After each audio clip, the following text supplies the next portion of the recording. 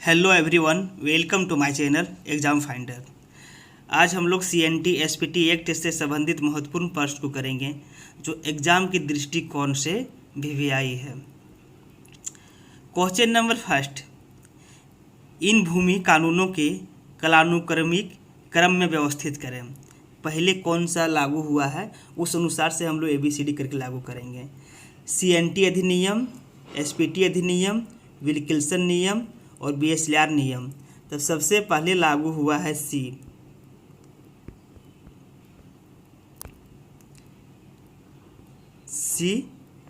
के बाद हो जाएगा ए के बाद हो जाएगा बी और बी के बाद हो जाएगा डी। सबसे पहले हुआ विल्किंसन नियम, फिर आगे हुआ CNT अधिनियम, कब हुआ है 1908, ठीक है ना। SPT अधिनियम, SPT कब हुआ है 1949। फिर लागू हुआ है बी SPT अधिनियम, फिर हुआ है डी BSLR अधिनियम। इस अनुसार से इन लोगों का काला क्रम है। क्वेश्चन नंबर 2, छोटा नागपुर काश्तकारी अधिनियम झारखंड के किस जिला में लागू नहीं है। छोटा नागपुर काश्तकारी अधिनियम, हम चर्चा किए कि छोटा नागपुर काश्तकारी अधिनियम CNT एक्ट 1908 ईस्वी में लागू हुआ है। तो किस जिला में लागू नहीं है? सरायकेला, जामताड़ा, रांची और हजारीबाग। इसका राइट आंसर हो जाएगा बी, जामताड़ा में लागू नहीं है। क्वेश्चन नंबर 3, संथाल परगना काश्तकारी अधिनियम निम्नलिखित में से किस जिले में लागू है? किस जिले में लागू है बताना। संथाल परगना काश्तकारी अधिनियम कब लागू हुआ है? 1949 में। रांची में नहीं, रांची, हजारीबाग, पलामू, देवघर। 3 का राइट आंसर हो जाएगा डी। जो संथाल परगना क्षेत्र है उसी में ही संथाल परगना काश्तकारी अधिनियम लागू होगा। संथाल परगना क्षेत्र में कौन कौन सा जिला आ जाता है? दुमका हो गया, देवघर हो गया, गोड्डा हो गया, साहेबगंज हो गया, पाकुड़ हो गया, जामताड़ा हो गया। ये सब जिला कहाँ है? संथाल परगना में। क्वेश्चन नंबर 4, विल्किंसन का नियम झारखंड के किस संभाग पर लागू है? संथाल परगना, पलामू, कोल्हान, छोटा नागपुर। तब 4 का राइट आंसर हो जाएगा सी, कोल्हान क्षेत्र में। विल्किंसन का नियम कहाँ लागू है? कोल्हान क्षेत्र में। CNT एक्ट कहाँ लागू है? छोटा नागपुर क्षेत्र में। SPT एक्ट कहाँ लागू है? संथाल परगना क्षेत्र में। चैनल को लाइक और सब्सक्राइब कर दें और बेल आइकन को ऑन कर दें। क्वेश्चन नंबर 5, मुंडा मानकी व्यवस्था में ग्राम का मुखिया कौन होता है? मुंडा, मांझी, मानकी, इनमें से कोई भी नहीं। तो 5 का राइट आंसर हो जाएगा ए, मुंडा मानकी में ग्राम का मुखिया कौन होता है? मुंडा, जिसे किल्ली भी कहते हैं। क्वेश्चन नंबर 6, मुंडा मानकी प्रथा में गांव के पुजारी के रूप में जाना जाता है। किसको जाना जाता है? मुंडा, मानकी, पहानी और समकक्ष। तो 6 का राइट आंसर हो जाएगा सी, पहान। गलती से पहानी हो गया है, इसका राइट आंसर हो जाएगा पहान। क्वेश्चन नंबर 7, इनमें से किसके पास CNT अधिनियम को निरस्त करने की शक्ति है?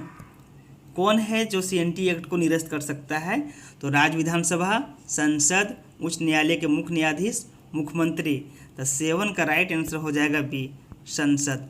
किसके पास? पार्लियामेंट के पास ये शक्ति है।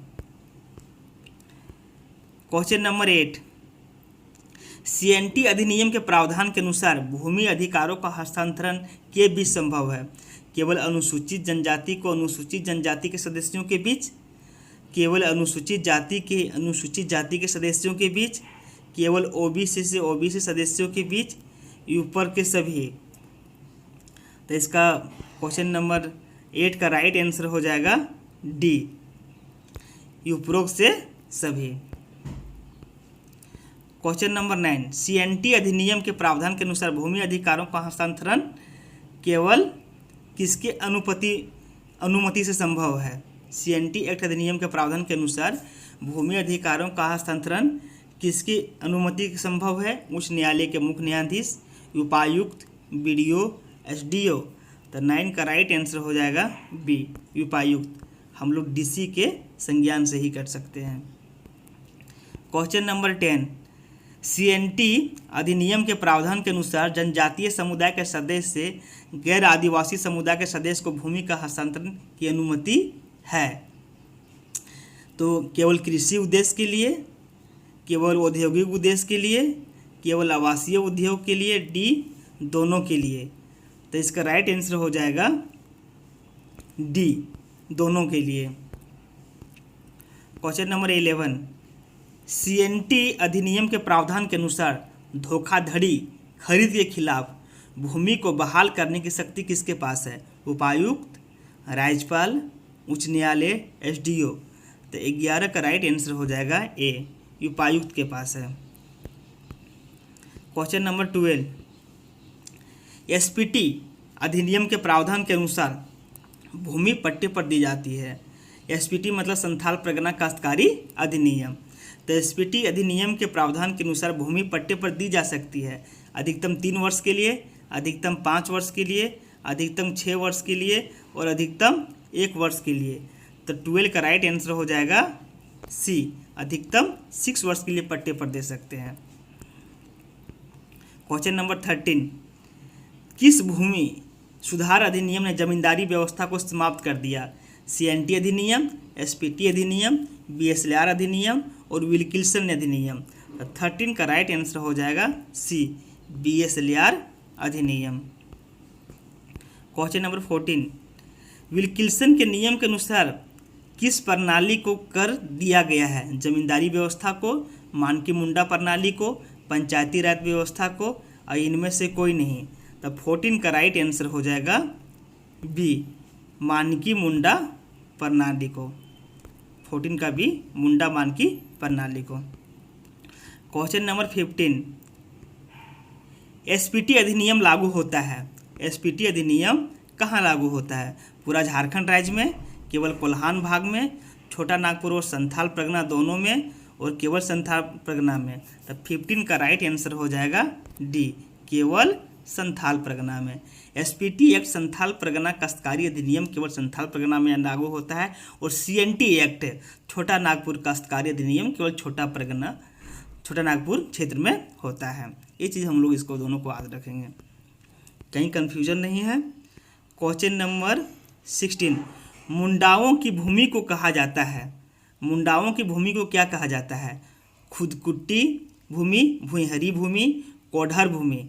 तो 16 का राइट आंसर हो जाएगा ए, खुदकुट्टी भूमि। मुंडाओं की भूमि को खुदकुट्टी भूमि कहा जाता है।